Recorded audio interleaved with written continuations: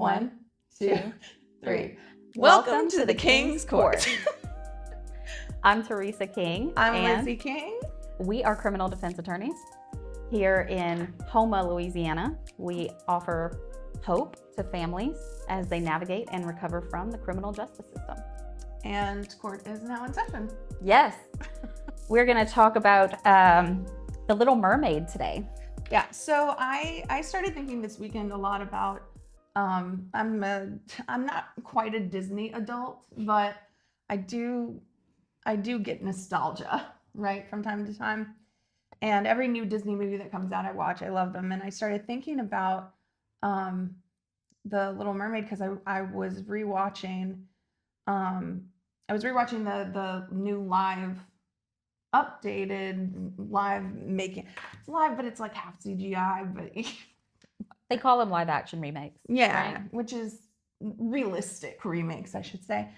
And I started thinking about like kind of the legal ramifications of all these things and what was legal and what was not legal. And when I went to law school, they told me that I would be ruined forever, and I think unfortunately that's true. It is. In a lot of ways, we can't have a conversation without thinking or overthinking about all the different issues. We can't turn it off. It's hard to turn it off. You can't turn off your brain. No. Especially once you quit drinking. So I'll get there.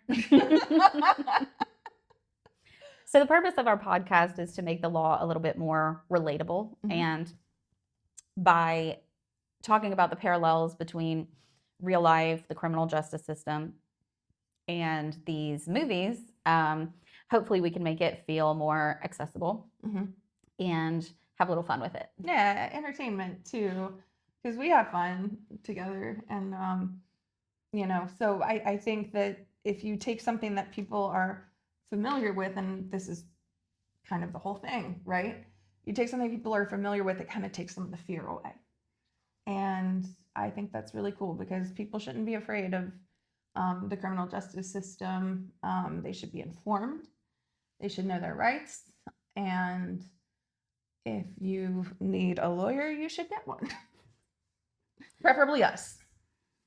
When you say people shouldn't be afraid of the criminal justice system, give me a good reason why. Because, it's a terribly unjust and unfair system. That seemed, I'm glad you asked for clarification because as soon as it came out, I was like, that's not what I meant. People shouldn't be afraid of the individuals who are going through the criminal justice system. People shouldn't be afraid to get involved in issues that impact the criminal justice system.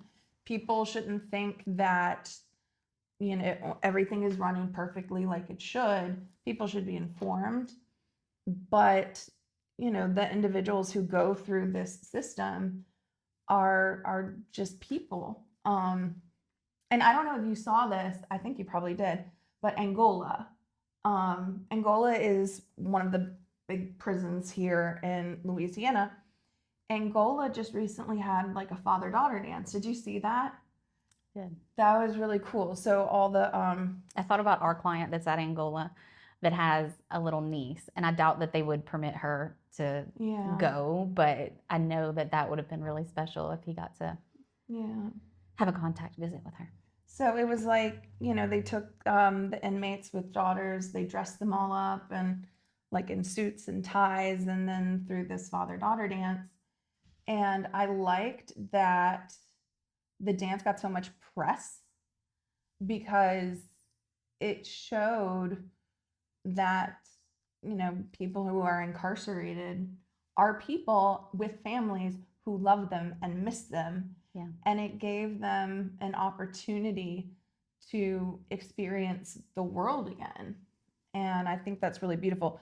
I've always talked about rehabilitation versus punitive sanctions. So I think that could be the start of some sort of rehabilitative avenue. I think so too. And not everybody at Angola is there for life. Correct. There are certainly lifers there, but we have a client that was sentenced to 3 years, and he's serving it in Angola. Don't know why, but he is. We don't get to choose where our clients go, unfortunately. Nope. So back to The Little Mermaid. Tell me about your childhood and what you remember about The Little Mermaid from the 90s. Oh my gosh. Okay. First of all, I was obsessed. um, it's funny, you may notice something different about me. But when I was little, I always wanted to be a redhead because of Ariel. And my grandmother, Gigi, who practically raised me, was a redhead. Loved her so much. But I was just addicted to the colors and the sounds and the love story and the music. And I used to play Little Mermaid with my dad. He would have to be King Triton, and You would run away and defy him. I would run away and defy him. But then we would reenact the last scene, and he had the best King Triton voice ever. I remember that very well. It was that, and in Sesame Street when Ernie wants to go to the moon, and then he like fights a dragon. I would be so scared of the dragon. Anyway, my parents really loved me, didn't they? She talks about that a lot. Lizzy's an only child. And adopted. And she was adopted. Very loved. I love that she has a wonderful childhood and has had a wonderful life. I love that for her. Yeah. But And I'm very proud that you've found your own way. my mom was not watching Sesame Street with me. My mom was not reenacting stuff from The Little Mermaid. I don't even know why Ariel's mom wasn't in the picture. Like, why? Do they ever reference it? Yeah, she was killed by humans. That's why King Triton hated humans. Mm-hmm. Do they explain that in the original? I don't. In the Hans Christian Andersen story? Hans Christian Andersen story is very different. The mother isn't really a present figure. But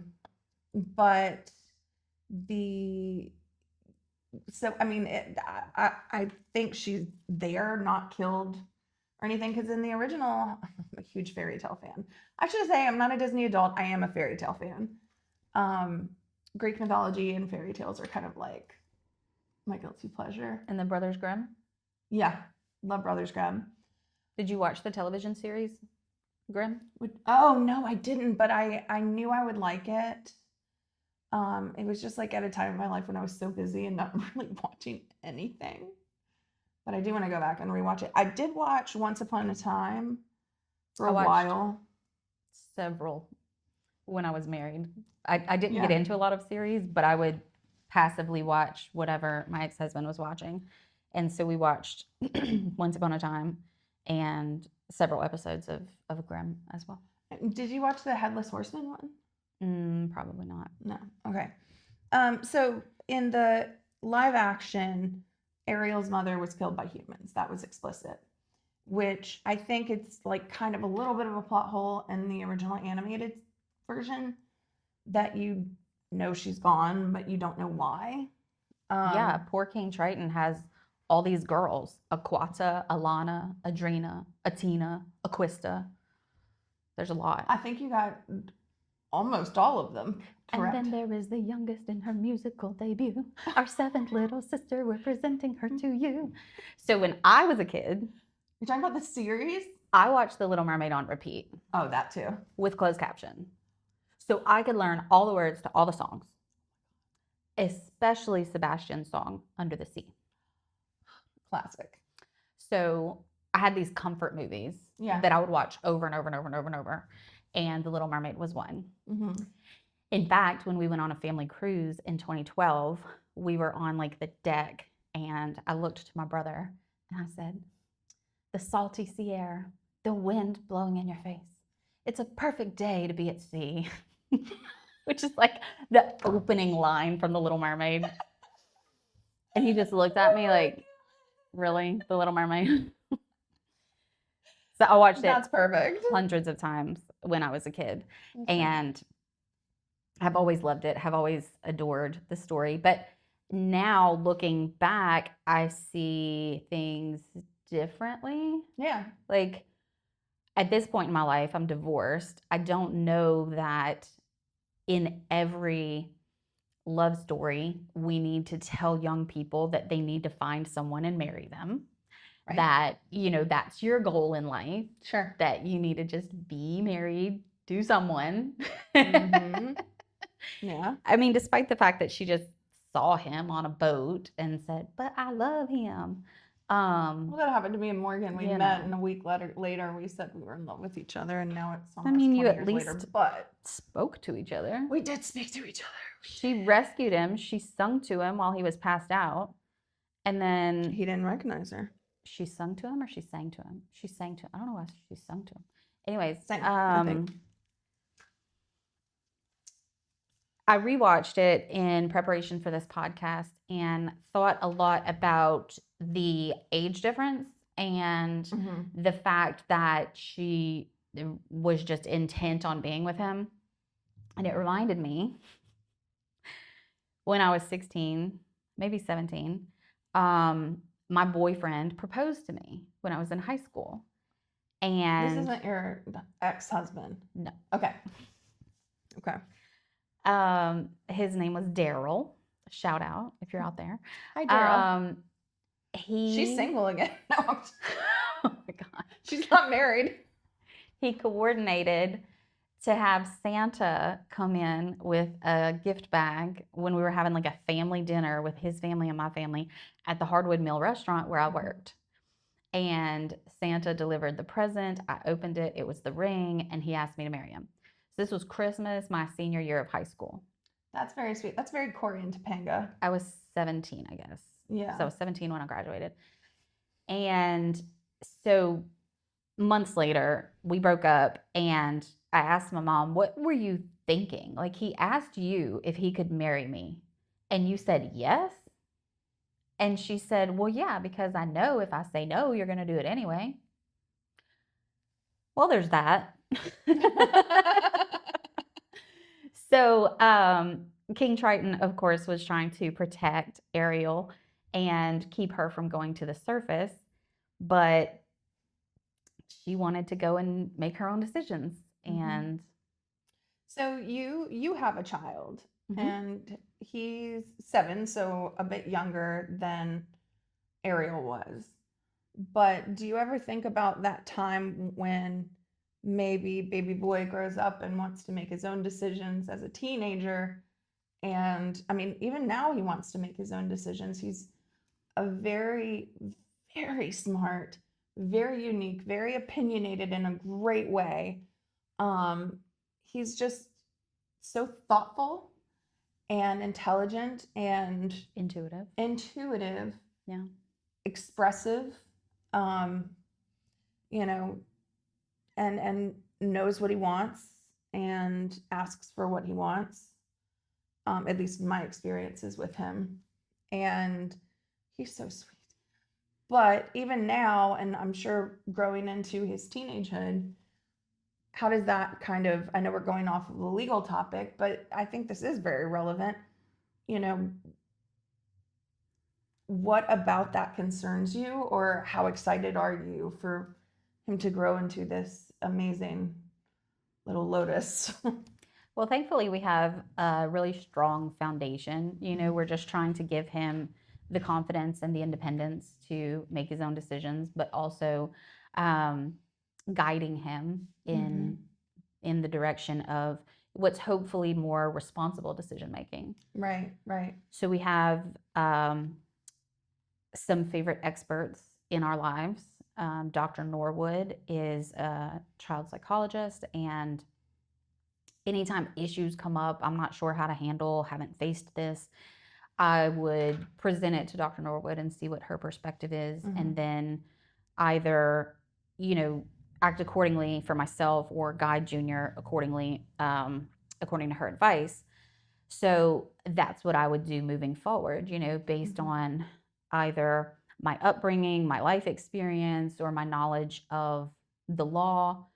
For instance, if he says, "I want to stay home by myself," I know at a young age, you're more likely to be called out for neglect if you leave them home alone. Yeah. Once he's like 12 or 13, I might be able to get away with going to the store, leaving him home alone. I think I was about that old. So every kid is different, and there is no special law that says once they're X age, they can be left at home alone. Mm-hmm. Every parent has to make that decision for their kid based on their Mm-hmm. kid's personality and stuff like that. But when it comes to his teenage years, I hope that he has the foundation to guide him in his decision making, and that he follows what he knows to be the right thing. Mm-hmm. And sometimes we can be so passionate and so firm in our thoughts and feelings and beliefs. We're going to go down that road no matter what mama says.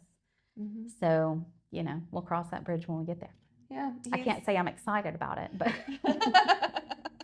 I definitely know it's coming. Yeah. You started to talk a little bit about in Little Mermaid sort of consent. And I think, without looking at the ages of the characters, which brings into question consent, I think in the live action, Eric is 21, but they don't talk about her age. In the animated, she's 16, and they don't talk about his age. So there's really no coherence. The setting is different in each. But anyway, when we talk about consent, I think one of the big topics is the consent of the deal that Ariel makes with Ursula, and one of the caveats being that she has to kiss him, and she can't talk. So how do you give consent? How would Eric know that she's giving consent, without being able to verbalize? A lot of people can't verbalize. A lot of people don't speak. And if you think about that in terms of your relationship, do you ask Morgan for consent before you kiss her? I don't. And part of that is because we've grown to know each other over about 20 years. We're going on 20. But when you first met, did you ask permission to kiss? It's not always verbal, is what I'm getting at. Right. Sometimes there are nonverbal cues. Sometimes there are indications. Like if I think there was this movie about like 80-20 or 70-30. Yeah. Like the guy goes a certain amount and then the girl has to come the rest of the way. Like, is that implied that she wants to, if she is moving forward closer? Yeah. I think to engage in the kiss. Right. I do think that sort of this leaning forward body language, holding the arms or whatever. I'm not trying to kiss you right now, but, like petting the hair, doing something. There are definitely nonverbal signs. And I think if you're meeting someone halfway or most of the way or some of the way, that is enough of an initiation. But yeah, now it's just kind of natural. But even now, sometimes if I'm like in the middle of something, or like I'm working and I'm at the kitchen table and I'm like in my own little world, or if I'm over and I'm cooking and in my own little world, sometimes Morgan will come up and just go, kiss, just like plant one somewhere and then run away. So she has consent to do it, but she doesn't want to startle me. That's cute. Like a warning. Like a warning, like, kiss, I'm coming in. She'll be like, I'm about to touch your back. Okay. She's but that's mainly just when I can't see it coming. That's cute. Mainly because then I get really annoyed. I'm like, I was in the middle of this. I don't know. I do well with deadlines and not distractions. So what about the scene in the original movie where they're playing in the background, the animals are singing Kiss the Girl, and she is in the boat, can't speak, and he's leaning in to kiss her. Do you think that she has given any indication of consent or implied consent in that scenario? I think maybe not at first. I mean, she obviously cares about him a lot, and then it kind of gets into, what's the culture of mermaids? Do they kiss, or do they know what that kissing is, or whatever? But I think once she realizes, I think she comes to the She comes out of the water and is excited, but like a little shy and kind of figuring things out a bit. And I think you do see that in the boat, kind of figuring out how he feels, what he wants to do. And then when they finally start to lean in, I think she's all in. But I think she takes her cues from him, because this is especially true in the original Hans Christian Andersen. The prince is the one who has to fall in love with her. She doesn't need to fall in love with him. She's already in love with him. He has to fall in love with her. So his initiation is very important. So, what would you say to young people who are going out on dates about consent and cues and, body language? Yeah. I will say things that I wish I had heard as a teenager. One of them being just it doesn't hurt to ask. It doesn't hurt to ask the first time. It doesn't hurt to have that conversation. Sometimes cues can be wrong. Sometimes cues can be easily mixed up. If you're young and you're maybe in a first relationship or something, I think there's something very romantic about saying, can I kiss you? Like, that's so cute. So I don't think there's anything wrong about like asking verbally for consent. But I think, if you go in to kiss someone and they're tight and whatever, maybe now's not the time. But I do always encourage, especially young folks, conversations and verbal consent, at least at the beginning. But how do you feel about it? And we've talked a little bit about the age of consent in other conversations, because I've had clients who were lied to about the age of the person that they were about to engage in adult activities with. And not just a lie, I want to be clear, with actually putting in information to enter a website that showed that this person was over age. So it's not just like saying, hey, I'm 18. It's in order to enter this site, you must be 18. So they enter a birth date and then don't disclose. So it's a lot more than just. And Ariel in the animated original was 16. So in Louisiana, you can't consent to any intimate activities at 16. You can't consent to sexual intercourse at 16. You have to be 17. So if a 16-year-old is, going out with a 21-year-old, then it could pose some problems. Right. For instance, if a 16-year-old gets mad and breaks up with a 21-year-old and then tells mom and dad, by the way, we've been having sex for the last 3 months, they can march down to the DA's office or the police station and press criminal charges against the 21-year-old. Even though the 16-year-old consented to it, it's still against the law. That's carnal knowledge of a juvenile. Yeah.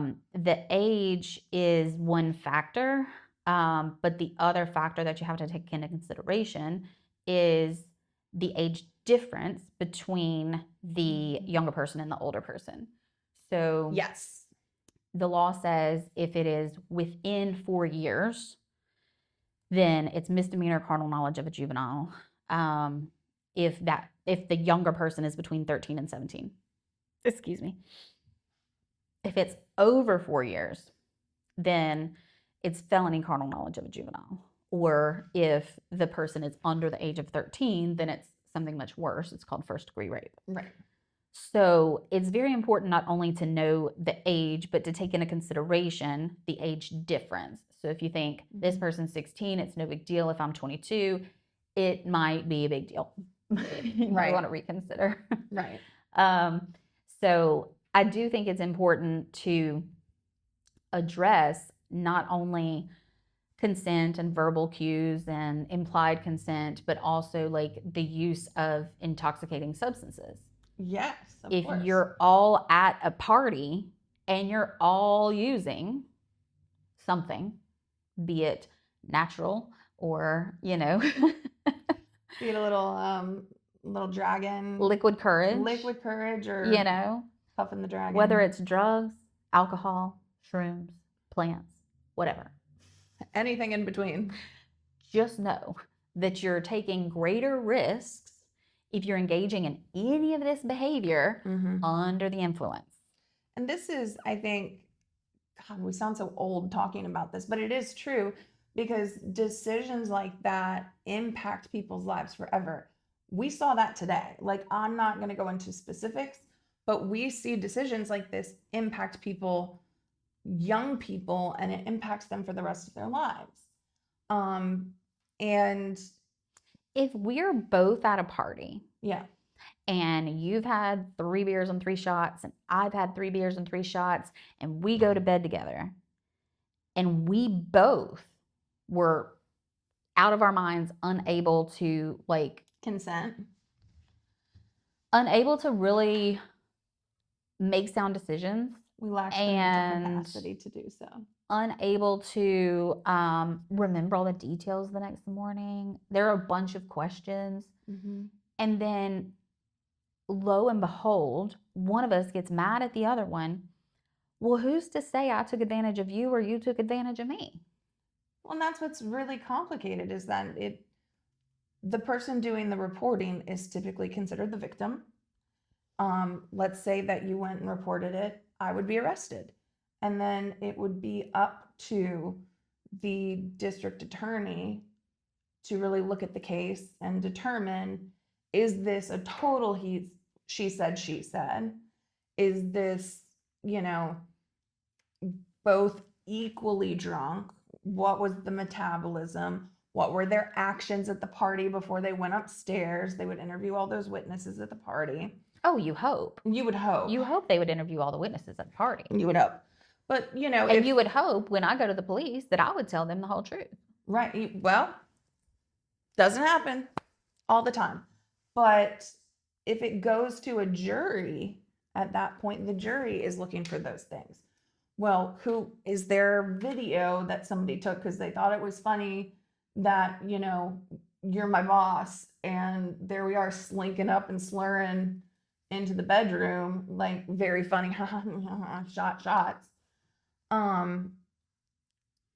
So they're like recording it for us to laugh the next day. Who seems more intoxicated? Likely you would, because you haven't had a drink in a while.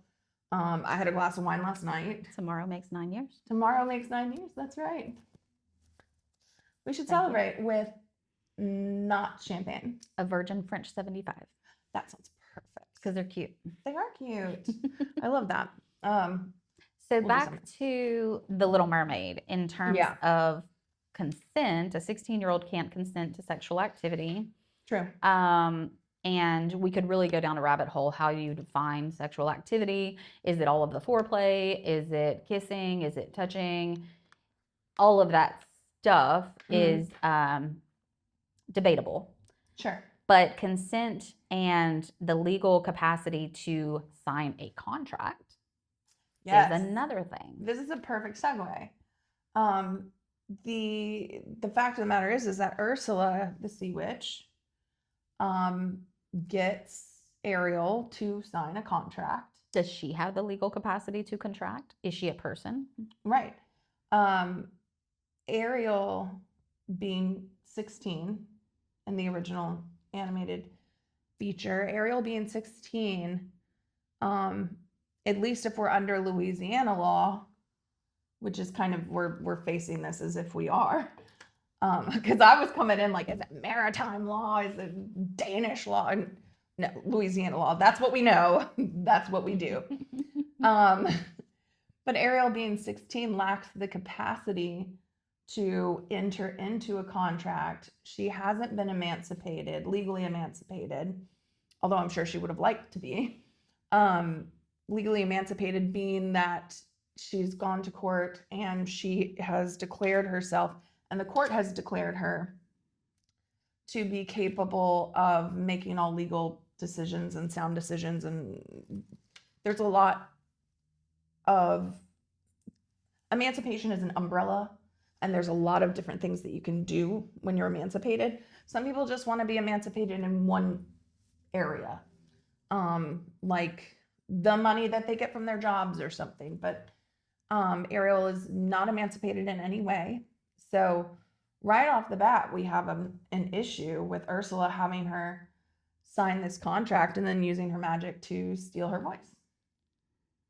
And do you think that the voice is something that you can contract away anyway?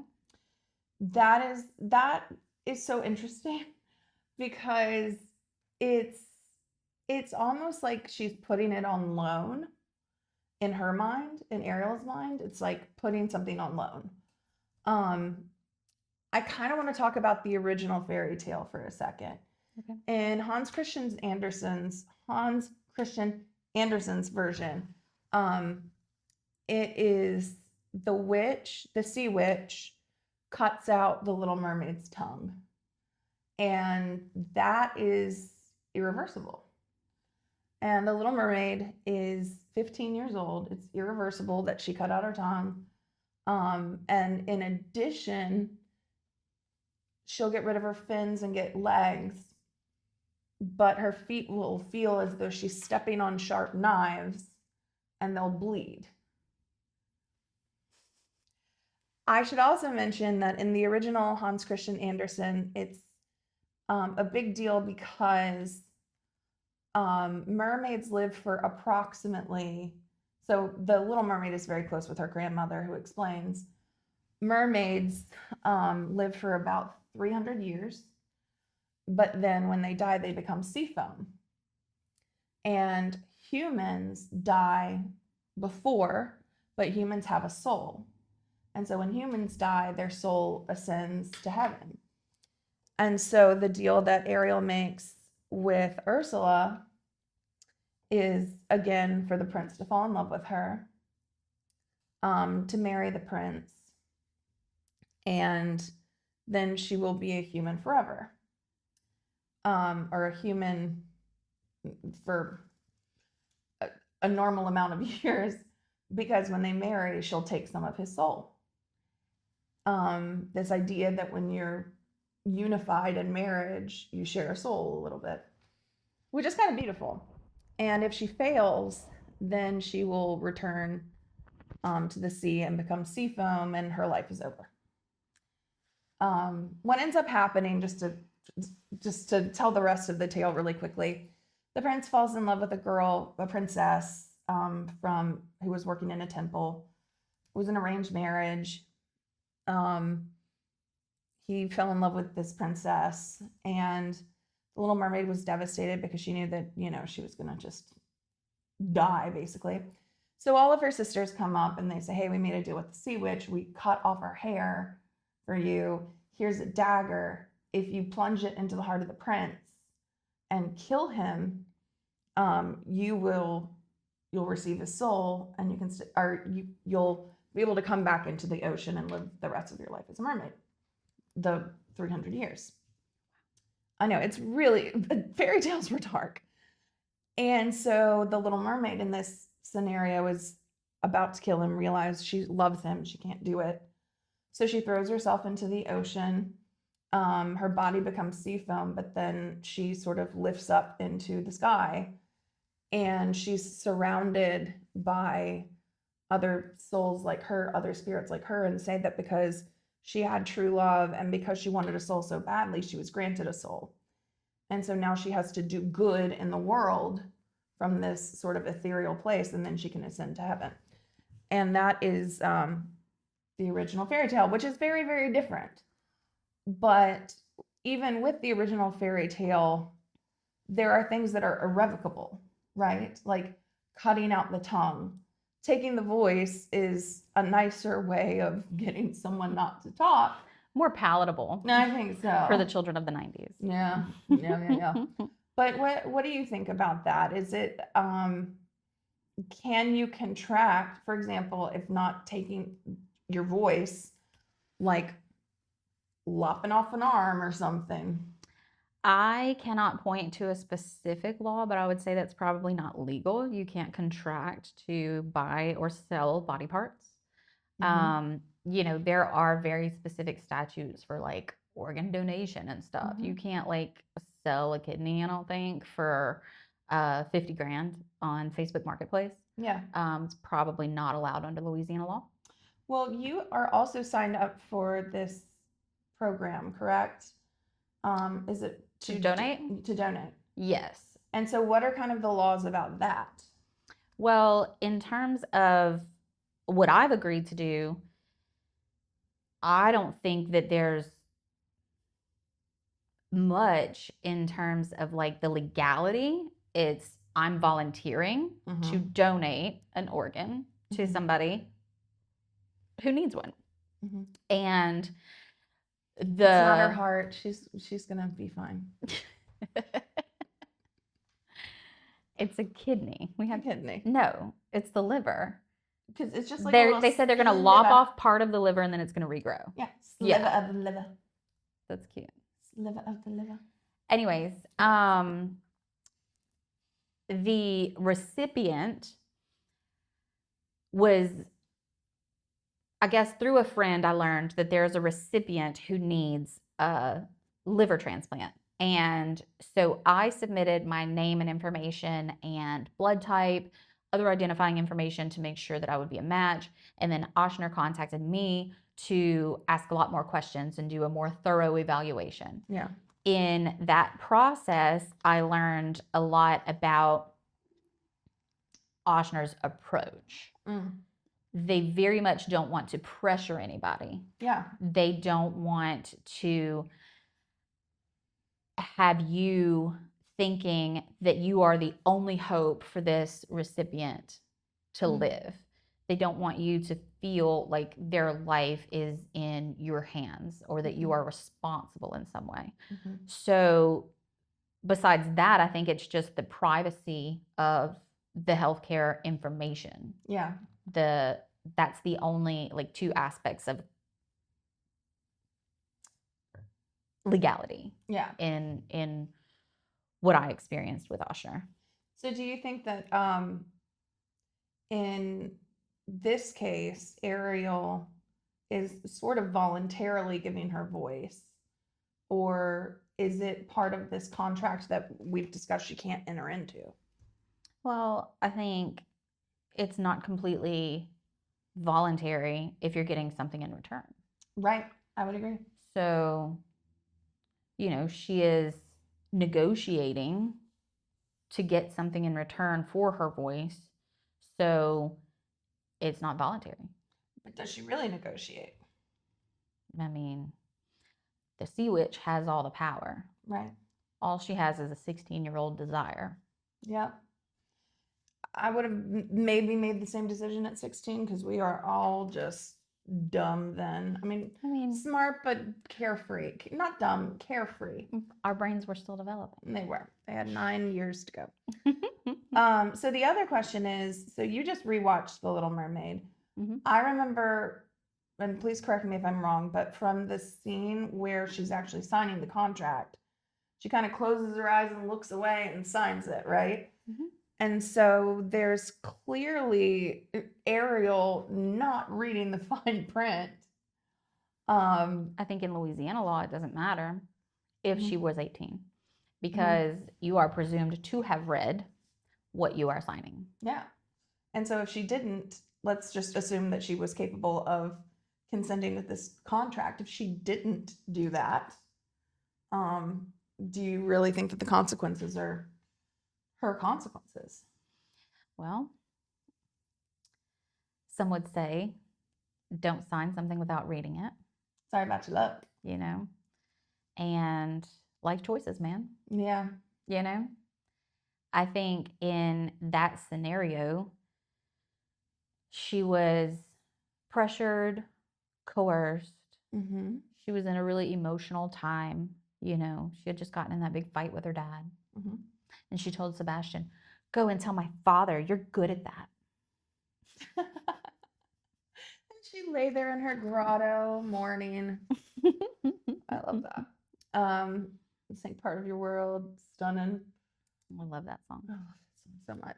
Jodie Benson what a legend. was the voice actor, and I love it. So her daughter actually played the Little Mermaid in a stage production. Yeah. And there's like video of Jodie Vincent watching her daughter sing Ariel, like, "You're your proud mom," and That's so cute. kills me. And then she had a cameo in the live action, which Jodie Vincent is just she's so good. She was good. She was really good. What do you think? So obviously Ursula is putting on this big dog and pony show, or I should say like eel and eel show, when Ariel is signing the contract, lots of flashy lights. Oh, just go ahead and sign it and then we're good. Do you think that Ursula would bear any responsibility for Ariel's error and in signing without really knowing what she was getting into, if she's lying about what's in the contract? Well, there are two different things. If she's lying about what's in the contract, it's one thing. Changing the terms of the contract, for instance, while her head was turned and she signed it.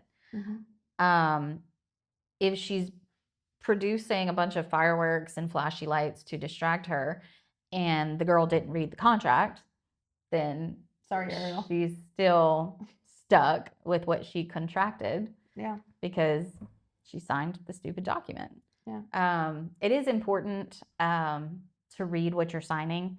They don't make it easy on you. Every time you go to AT&T, for instance, they want you to like sign to all these terms and conditions. Go to UPS, they do the same thing. I don't always read the fine print in those things. I'm on my lunch break. I gotta go. I gotta be back in court at 1:30. Yeah. No thanks. There's like, even our contracts, I think, are very straight and to the point, very intuitive, easy to understand, and we've already had this conversation with our clients. I try to keep it simple in my contracts that I present, or fee agreements as we call them, because I don't want people to get caught up reading 4 different pages of legal jargon. They just want to know, you're going to perform these services for this price. Where do I sign? Yeah. So. And we've always been available for questions. We go over the contracts with folks if they want us to. Bria, who is employee of the month again in December. One day it's my turn. She'll email them and say, if you have any questions or whatever. So although partially, we've gone over all the information, it is kind of up to people to look it over and ask us questions if they have any. And luckily our clients do, because we never want to be deceptive. And the courts usually interpret the contract in the favor of the client. Yes. If the lawyer, who is more trained in the law or more familiar with their contract that they use on a regular basis, the courts are going to take into consideration that the client may not be on equal footing, right, with the lawyer that prepared the contract. That's why representing yourself in court as a pro se defendant is not a good idea. Even lawyers get lawyers. True that. I visited with my lawyer this morning. Yeah, there you go. So what is the saying? It's like he who represents himself as a fool for a client. Yep. So true. So true. It's not about like the more that we know, but we've been trained to look at things differently. And, a lot of our clients are very smart, and they'll come to us with case law or case theory. And sometimes I'm like, dang, like, this is really good. Sometimes I'm like, I like where your brain's at, but, if you want to look for case law, narrow it to this. And yeah, so we always have good relationship with our clients, and our clients like to, they listen to us, right? But I like it when they do try to participate. That's always really important, to participate in your own defense. That's one of the ways that you can make sure you're competent to stand trial. And you're really good at that when we meet with clients. You say, here's what you can do to help us help you. Yeah. Well, and it makes people feel better knowing that there's something that they can do, and there is something that they can do, because no one knows them or what happened better than them. our clients were there, we were not. And so, for example, if let's say we have a client with a DWI charge, right? Something they can do is go ahead and like get into AA meetings, start to better themselves and pull together some maybe character statements that we can then take to the DA as we see appropriate in negotiations. And or this client was forced to do a field sobriety test when this client was physically incapable of completing the field sobriety test, things like that. Yeah, get us documentation from a medical provider that says, you have no feeling in your left leg and you can't adequately perform the walk and turn test or the one leg stand test. That may help in your defense. And I think it is important for people to participate, but because we'll do all the hard work, right? We'll do all the going through things. Right now, my office is littered with receipts because we have a client who gave us a ton of receipts to go through. You cannot see the floor in my office and maybe like 3 inches of my desk.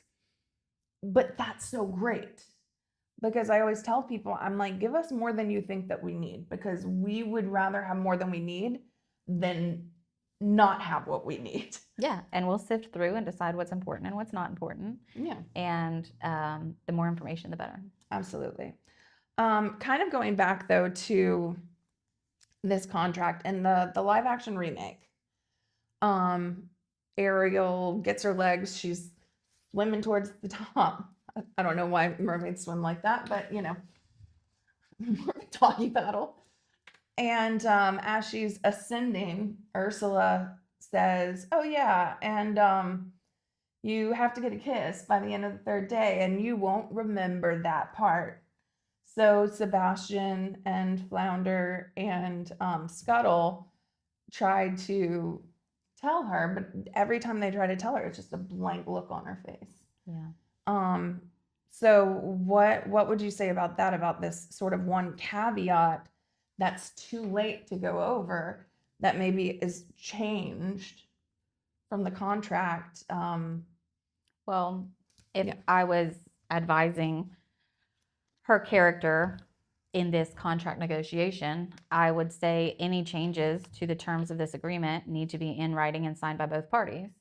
So if it wasn't part of the contract at the signing, then it should not apply. Yeah. If it was something that was added after the fact, was it added to the contract without Ariel's knowledge? And is that something that she agreed to? Arguably, no. Right? She was tricked. Yeah, she was tricked. Which is naivete. I'm not even going to say her age, like her age a little bit, but more the naivete of being so insulated for so many years, I think. Well, and she was chasing a boy. So where were her priorities? not in the contract. What do you think about like fraud by inducement and how that kind of comes in? Well, she was taken advantage of, tricked, by Ursula's approach to things. So I think if she was able to legally enter into a contract, if she was 18, then that would be one of the defenses to a breach of contract claim, that she was induced by fraud. Yeah. So fraud by inducement meaning like made promises or told something would or would not happen, and then turns out pulled the rug out from under her. Pull it. Bait and switch. Bait. It's not mermaid season. It's not mermaid season. Put away the harpoon. You don't have tags for mermaids. I just learned today.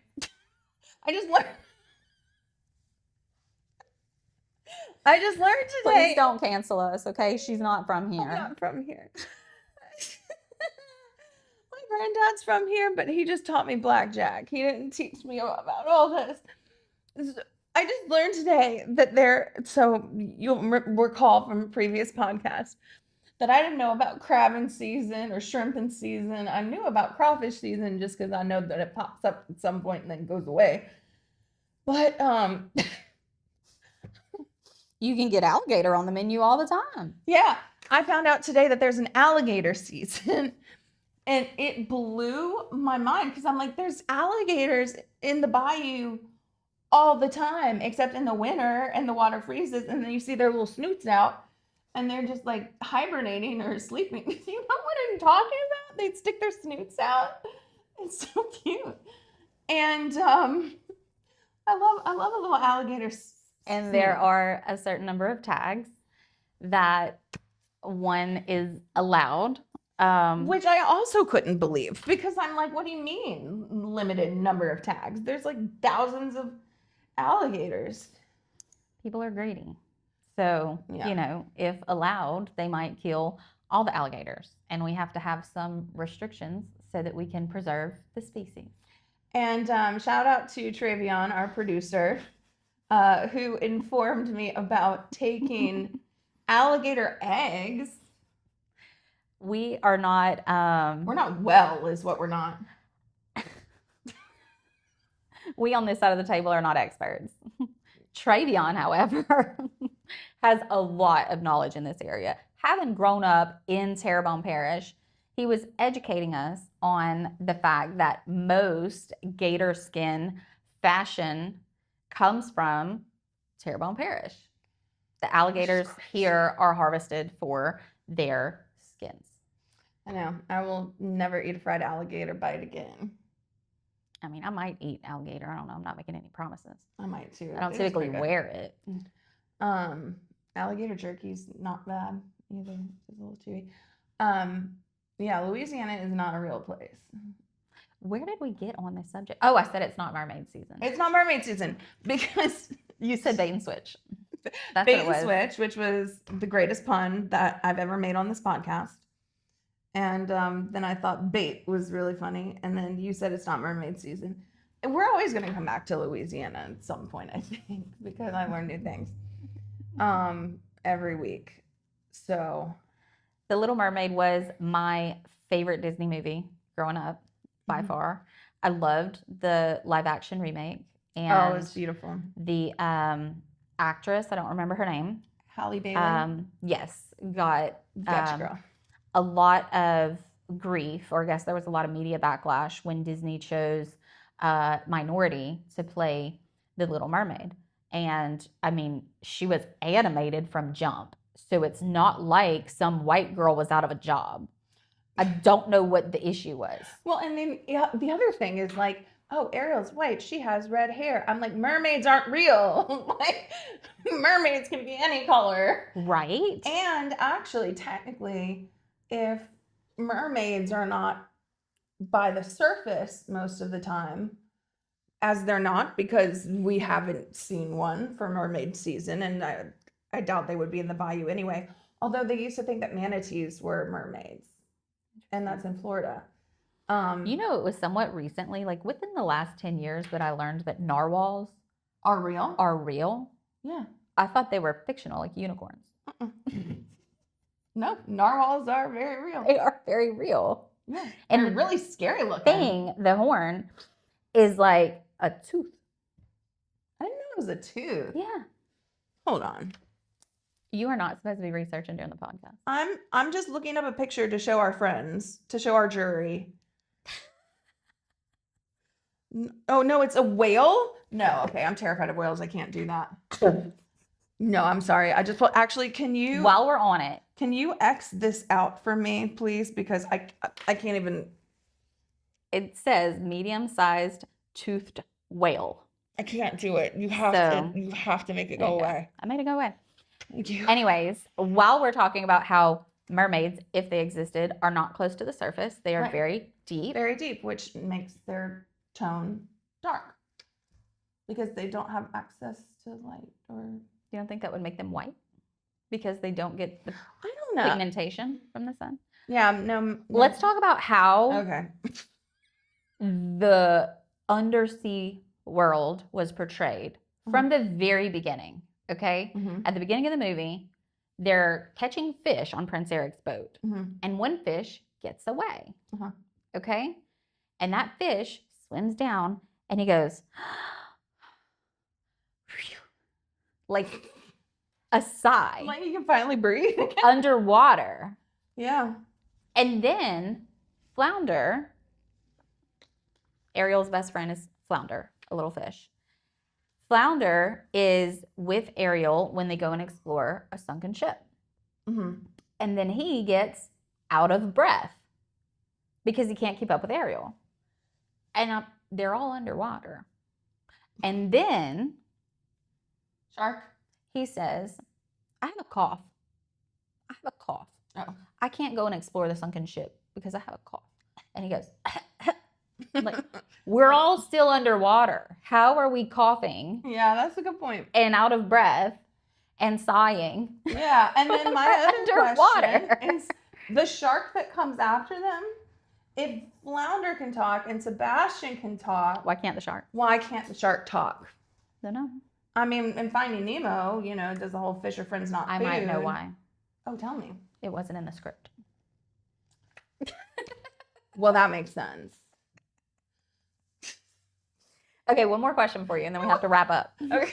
What wasn't in the script? That's like the easiest answer to why didn't this happen in the movie? No, because it wasn't there. In the script. It wasn't there. And okay, I have a pop quiz for you first before we go to the last question. Okay. Oh, hold on. Let me. What was Scuttle's name for the pipe? The pipe. Not a dingle hopper. That was the fork. It was a dingle hopper? No, you're right. It was the fork. Was The the fork was the dingle dingle hopper. I don't remember. What was it? Now I just watched it today, and I Yeah, had it on the tip of my advantage. tongue, and now I'm not gonna say it right. It was like a snarfblat. Incredible. No notes. No notes. No notes. Snarf flat. Snarf flat. I love Scuttle. I love his character. Scuttle. He's so cute. good. And you know how you said she'll do anything for a bit? Yeah, you will. I was really thinking about seashells, red wig, I have a red wig. or fins. Like, how am I going to get into character for that? I have all of those things. Had you mentioned it, I would have brought them because don't threaten me with a good time. Do you have a trident? Yes. Why? But, girl, because I did film and theater for years and years. Okay. And I'm sorry I asked. I know. And I did improv for a very long time. So we did all measure of characters. And I had a couple like mythical characters. And then I realized that I didn't have a red wig. So I got a red wig. And then I got another red wig. So I have two red wigs. One that I styled sort of Ariel-esque. But then the other that's like Merida-esque. Now they can be used for other characters. Ariel, I styled the wig a certain way to play Barb in a Stranger Things improv show. And it was really long, so it was kind of hard to do, but I did that. And then Merida I wore for something. Anyway, I have too many wigs, and I'm glad I kept them all because now they're great for Mardi Gras costumes. Yeah, they are. Yeah. So, a final legal question for you. Did Prince Eric commit murder? Oh, when I would say, you're talking about when he killed Ursula. I would say that that it was definitely a homicide as a manner of death. However, I think you can argue it was self-defense and a justifiable homicide. So what I would argue as his criminal defense attorney is an affirmative defense. So, jury, we're going to fill you in on affirmative defense. Well, first of all, I want to know if you agree with me. So, comments are appreciated. But An affirmative defense is when you're saying, yeah, I did it. I did it. I did the thing, but here's why. And one of the reasons that someone is not able to, that sounds like it's a gift, but one of the reasons, one of the legal excuses for homicide, justification, thank you, much better. One of the justifications for homicide is if you were protecting yourself or others. And Eric at this point was doing both. But there has to be a reasonable apprehension. Well, Ursula was like 1,000,000 feet tall at that point, going and swirling around the ocean with the trident. You want me to do that again? No. Okay. And had almost drowned Eric. She was gonna crush Ariel in her little hands, and in her big old hands at that point. And so they were in immediate peril. When Ursula was about to marry Prince Eric on the boat. Mm-hmm. And then the sun set on the third day, and then she turned back into this octopus sea witch. Mm-hmm. How can the elements of murder be met if there is not a person who is a victim? Well, now we're getting into personhood in general, which is sort of like Beauty and the Beast. Are we in the world of bestiality? Which sounds awful, but if she's an octopus, then it could be a wildlife and fisheries charge. It's not murder. Right. That's really true. A smaller penalty than a life sentence. Yeah, he just needs a tag for it. He just needs it. You only need one tag for sea witches. Only one sea witch tag allowed per season. Per season. It is sea witch season. Yeah, that's an interesting point. But, personhood being, can, what is the level of sentience and communication, right? And that's really interesting. I think I'm going to agree with you and say that it's more of a wildlife and fisheries issue. Just sea witch hunting out of season. Out of season. Cut him loose, Judge. Cut him loose. A misdemeanor, maybe? This has been fun. This has been great. This is a fun topic, and I thank you for indulging me on that. I mean, thank you for coming up with the creative ideas. I mean, I don't know what you do on your weekends, but this is interesting. I know. You started, I texted her and Travion, our social media manager, about this idea, and it was like, I was so excited. It was like 5 texts at a time. You know how double texting and then triple texting, you're getting a lot of notifications, and then I'm not responding because I was on the road all weekend. I want to give a shout out also to Travion's podcast, which is Convo Club. Conveaux. Yes. Club. Good job. Thanks. I'm learning. Comes back in January. Yep. And then if you want to get in touch with us.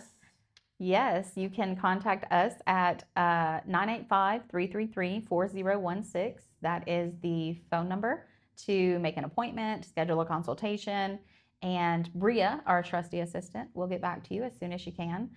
There is a website, teresakingesquire.com, and of course you can find us on social media through my business page, Teresa King Esquire, LLC. Again, I am Teresa King. I'm Lizzy King. Thank you for coming. Is this what we do? Well, thank you for coming to the King's Court. And then you're going to do that part, or we do it together? I don't know. It's up to you. Let's do it together. Yeah. We got some kinks to work out. Okay. Both things at the same time. Okay. Let's try. 1, 2, 3. Thank you for coming to the King's Court. Court is adjourned.